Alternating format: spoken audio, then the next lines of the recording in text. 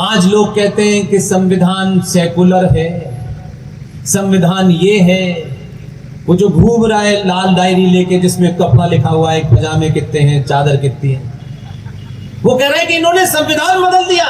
तुम्हारे बाप दादाओं ने संविधान की आत्मा के जो 22 चित्र थे उसको निकाला।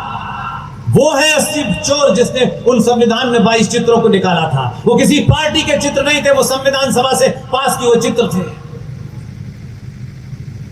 इसलिए संविधान बदलने की दुकानें चल रही हैं। संविधान किसने बदला ये भी नहीं पता। मैंने शुरू में कहा कि संविधान के अंदर जो पहला पृष्ठ होता है वो अक्षुण्ण होता है, उसमें कुछ बदला नहीं जाता। जब संविधान सभा की बैठक खत्म हो गई तब भी सेकुलर शब्द का उस समय आई थी बातचीत होने के लिए, तब भी इस मसले में हुआ कि सेकुलर भारत को होना चाहिए। लोग तारीफ सरनेम देख के जब करते हैं तो बेईमान होते हैं। तारीफ करते वक्त बड़े से बड़ा कोई भी हो, छोटे से छोटा कोई भी हो, अगर उसने महान कार्य किया है तो उसका सरनेम देख करके तारीफ करने वाले दलाल होते हैं, झूठे और मक्कार लोग होते हैं। बड़ा काम जिसने किया उसने किया है, उसका नाम क्या है, सरनेम क्या है, किस जाति, आई एम नॉट इंटरेस्टेड। हम इस टाइप के लोग हैं। इसलिए उस दौर में किसी ने पूछा नहीं तो भाई सेकुलरिज्म की समस्या तो उस समय भी थी, और उसमें अयंगर साहब भी थे, नेहरू भी थे, पटेल भी थे, अंबेडकर भी, सब तो। तब जब चर्चा हुई कि भारत को सेकुलर होना चाहिए तो ये किसी और का तर्क नहीं है जिसे आप मानते हैं। कुछ लोगों ने दुकान में हम अंबेडकरवादी हैं, हम दलित हैं इसलिए वो दलित है। ये पागलपना है आपका। आप यहां से दलित हैं, दलित वलित कोई शब्द नहीं होता। ये जो भी हुआ राजनीतिक लोगों के कारण हुआ। सनातनी हिंदू समाज में सबका कार्य बटा हुआ है, कोई दलित वलित नहीं है, कोई लेना देना नहीं है, न कोई ब्राह्मण है न ठाकुर है। अगर ब्राह्मण कोई ऐसा काम करे कि जिस काम के लिए वो बना था फिर वो ब्राह्मण नहीं रहेगा। इसलिए मैं उस वक्त की घटना आपको बताना चाहता हूं। ये सब हो जाने के बाद भी संविधान के अंदर जो भी कुछ हुआ, लेकिन जब सेकुलरिज्म की डिबेट हुई तो अंबेडकर का तर्क देखिए। अंबेडकर ने कहा कि सेकुलर शब्द का मतलब है सब बराबर हैं, और ये वेस्ट की कल्पना है, ये सेकुलरिज्म हमारे यहां की कल्पना नहीं है। क्योंकि हमारा समाज, ये अंबेडकर अपनी बहस में, डिबेट में कह रहे हैं कि भारत अनादिकाल से ये देश की मिट्टी में और सनातनियों के खून में जो सेकुलरिज्म है उसको लिखने की आवश्यकता नहीं है। लेकिन तब रिजेक्ट हो गया। लेकिन देश की सत्ता जेल में थी।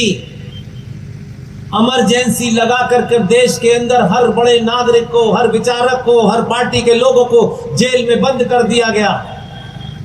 आज के बच्चे लाइव टेलीविजन देखते हैं। अगर संविधान में एक छोटा सा भी संशोधन करना हो जो लीगल है, उस संशोधन करने के लिए दोनों सदनों से बहुमत से पास होगा, तब वो संशोधन माना जाएगा। 1976 में देश के तमाम बड़े नेता जेल में थे। ना पार्टी की मीटिंग हुई, ना कैबिनेट की मीटिंग हुई, ना संसद की मीटिंग हुई, और रातों रात आपने बैठ करके भारत के संविधान के प्रेम्बल में ये डाल दिया कि आज से भारत सेकुलर और सोशलिस्ट होगा। पूछो इसके दादा परदादा से, किसकी इजाजत के बगैर भारत के प्रेम्बल में ये दो शब्द जोड़े गए, जबकि उसमें कोई शब्द न हट सकता है न लग सकता है। लेकिन कोई बोला नहीं, इसलिए वो घूम रहा है संविधान को ये बदल देंगे, बदल देंगे, बदल देंगे। और उसके कहने के पीछे की पीड़ा समझिए, उसकी मक्कारी समझिए, उसके पीछे एक ताकत खड़ी हुई है।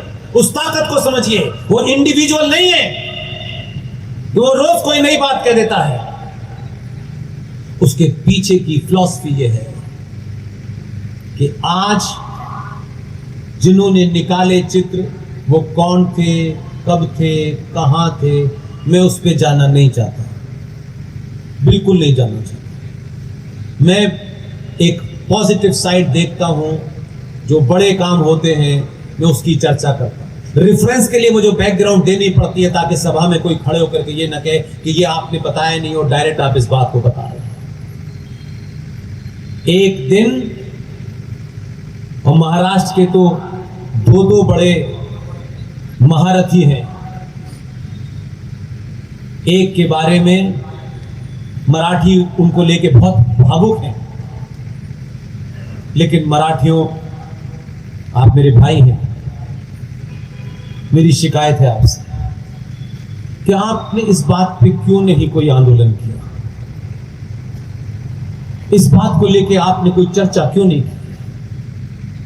और मैं ये नहीं कह रहा कि ये मराठियों की जिम्मेदारी थी, क्योंकि आप उस शख्स को लेकर के भावुक हैं। हम तो कहां यूपी के रहने वाले लोग, और उसमें भी एक ऐसी जगह, वो जगह फेमस है कि उस जगह के कारण पाकिस्तान बना। हम तो वहां से आए, तब भी हमको जिस दिन पता चला तो हम चिल्ला चिल्ला के बोले, आप नहीं बोले। आप शिवाजी के नाम से भावुक हैं, शिवाजी को हीरो मानते हैं, शिवाजी के नाम पे लोगों ने पार्टियां बना दी। लेकिन आज भी आपको बता रहा हूं,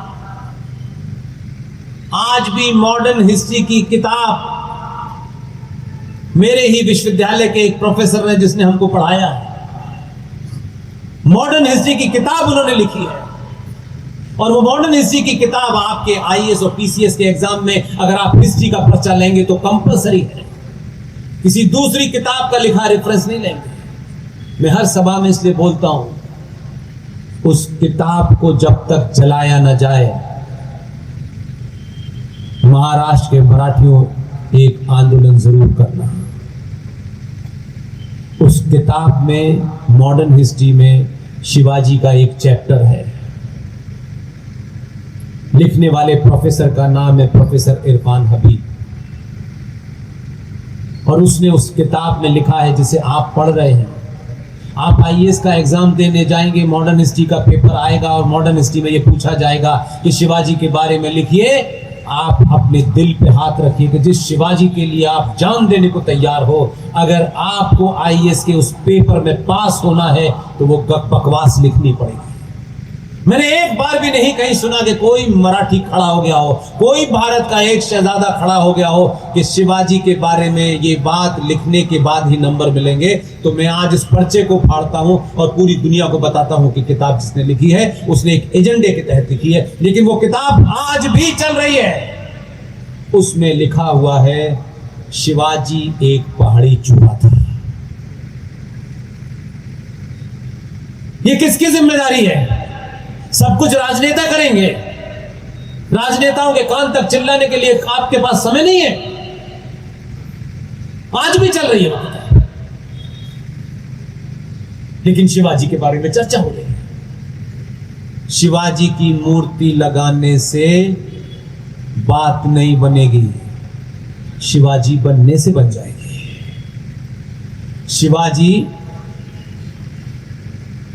ने अगर आपने पढ़ा होता ठीक ठाक तरीके से तो शिवाजी से ही सीख लेते, और अगर उनके ही पद चिन्हों पे चलते तो शिवाजी ने अफजल का धड़ से शरीर अलग कर दिया था। अगर उनकी परंपरा को चलते तो अफजल खान की गर्दन हाथ में देने वाले शिवाजी को चलते तो अफजल गुरु भारत में पैदा नहीं होते।